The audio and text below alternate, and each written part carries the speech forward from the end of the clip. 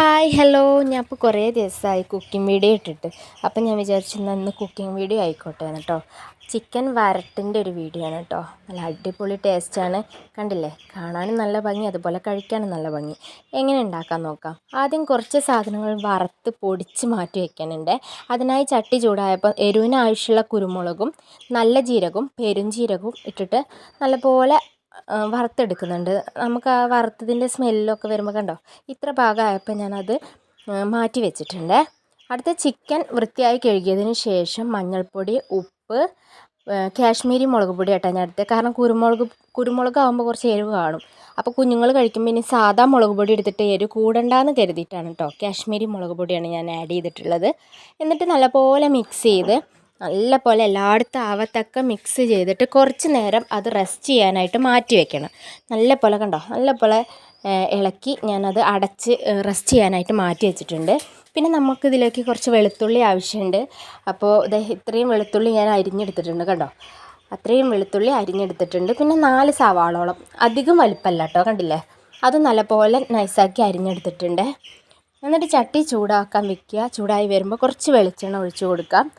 എന്നിട്ട് നല്ല ജീരകം കുറച്ചിട്ട് കൊടുക്കണം ആദ്യം. പിന്നെ നമ്മൾ അരിഞ്ഞു വെച്ച വെളുത്തുള്ളി ഇട്ട് കൊടുക്കണം.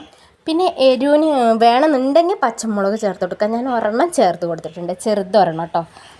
എന്നിട്ട് ജസ്റ്റ് ഒന്നിങ്ങനെ ഇളക്കിയതിന് ശേഷം അതിലോട്ട് അരിഞ്ഞു വെച്ച സവാള ഉണ്ടല്ലോ, അതും ഇട്ട് കൊടുത്തിട്ടുണ്ട്. പിന്നെ അതിലോട്ട്